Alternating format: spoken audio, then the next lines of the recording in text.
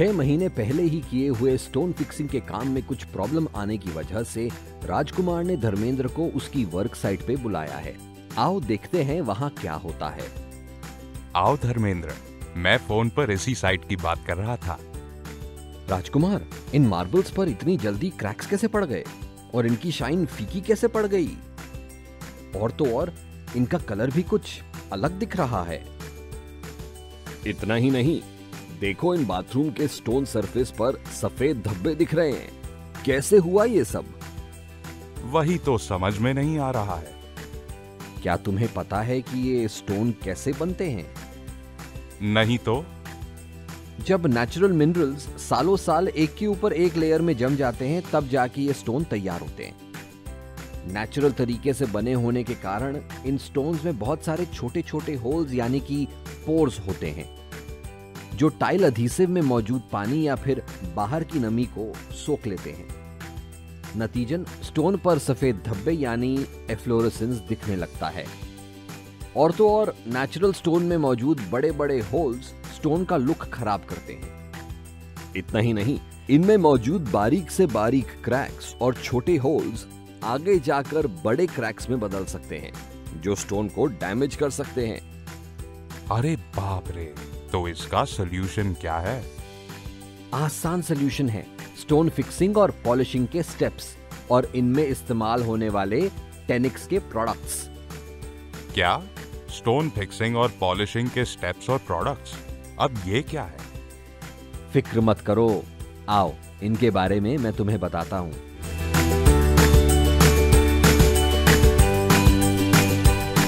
सबसे पहले स्टोन को जरूरत के साइज अनुसार काटकर पीछे लगाई हुई मेश निकालें। बाद में न्यूट्रल क्लीनर या फिर साफ पानी से स्टोन को साफ कर लें और सूखने के लिए छोड़ दें। बाद में स्टोन सरफेस को जरूरत के अनुसार बट्टी जैसे कि 0 और 1 नंबर की बट्टी का इस्तेमाल करके ग्राइंड कर लें। इस स्टेप में सरफेस प्रिपरेशन करना जरूरी है।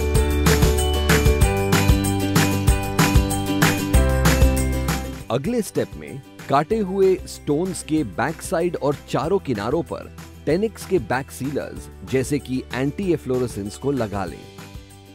ध्यान रखें, पहला कोट सूखने के बाद ही दूसरा कोट लगाएं और स्टोन को कम से कम 8 से 10 घंटे या 1 रात के लिए सूखने दें। इससे पानी और फेरस सॉल्ट्स जैसी गंदगी स्टोन में घुस नहीं पाएगी, यानी स्टोन से एफ्लोरेसेंस की छुट्टी। आगे स्टोन को फिक्स करने के लिए रॉफ के किसी भी सीमेंट या रेजिन बेस्ड टाइल अधीसिव का इस्तेमाल करें। यदि आप सफेद या कोई और क्लियर या ट्रांसपेरेंट अधीसिव इस्तेमाल करेंगे तो बेहतर होगा। याद रखें, स्टोन फिक्स करते समय उसके चारों साइडों और किनारों पर मैस्टिक सॉल्यूशन लगाना जरूरी है। बाद में मैस्टिक लगाए हुए स्टोन जॉइंट पर अपनी जरूरत के अनुसार सही बट्टी जैसे कि 0 और 1 का इस्तेमाल करके ग्राइंडर से ग्राइंड करें। पूरे एरिया में स्टोन लगाने के बाद उन्हें क्योरिंग के लिए छोड़ दें।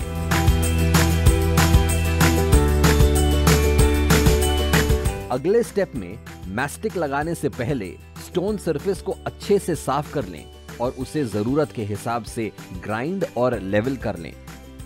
उसके बाद स्टोन में मौजूद बड़े वॉइड्स, होल्स और क्रैक्स को टेनिक्स के मैस्टिक सॉल्यूशन जैसे कि थैसोस ट्रॉपिकल या रेजिना T8 से दिखाए गए तरीके से भर दें।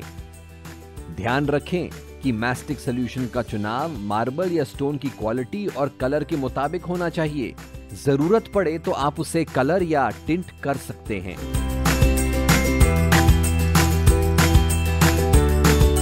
इपॉक्सी रेजिन लगाने से पहले स्टोन सरफेस को साफ करें और जरूरत के मुताबिक फिर से ग्राइंड और लेवल कर लें।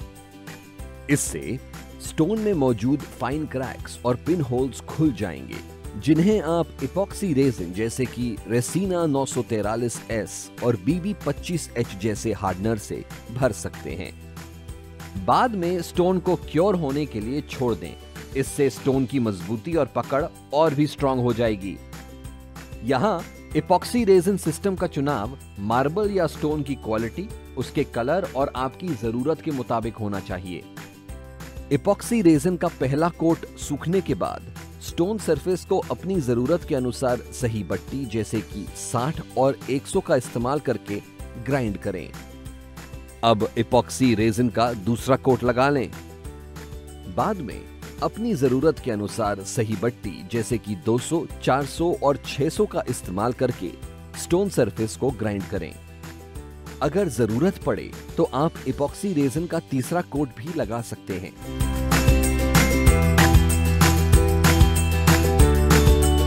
इसके बाद होती है स्टोन की पॉलिशिंग। यहां पॉलिशिंग मशीन में अपनी जरूरत के अनुसार अलग अलग साइज की बट्टी जैसे कि 800 से 15,000 का इस्तेमाल करके स्टोन सरफेस की पॉलिशिंग की जाती है।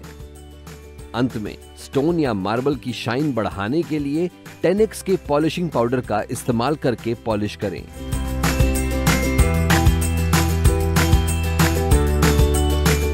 पॉलिशिंग हुए स्टोन या मार्बल को दाग धब्बों से बचाना जरूरी है।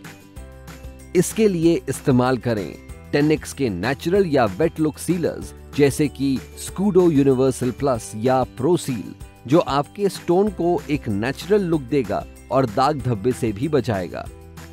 अगर आपको स्टोन को वेट लुक देना है या स्टोन का कलर डार्क करना है तो इस्तेमाल करें 10x का एजर।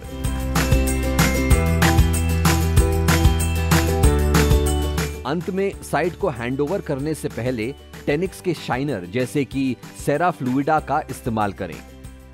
ऐसा करते वक्त स्टोन का बफिंग करना जरूरी है। इससे आपके स्टोन या मार्बल को मिलेगी बढ़िया चमक, जिससे आप और आपके कस्टमर दोनों खुश।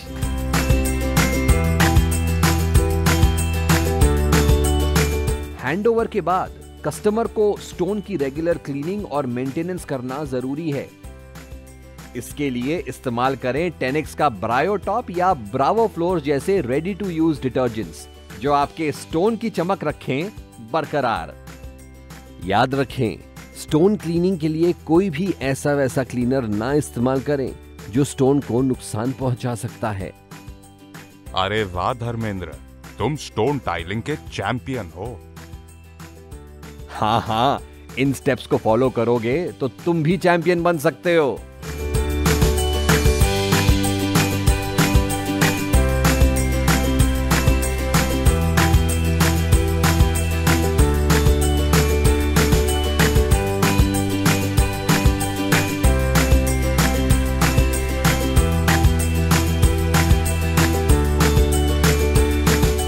हाँ बिल्कुल, अब मैं नए स्टोन टाइलिंग के कॉन्ट्रैक्ट्स में इन स्टेप्स को जरूर फॉलो करूंगा।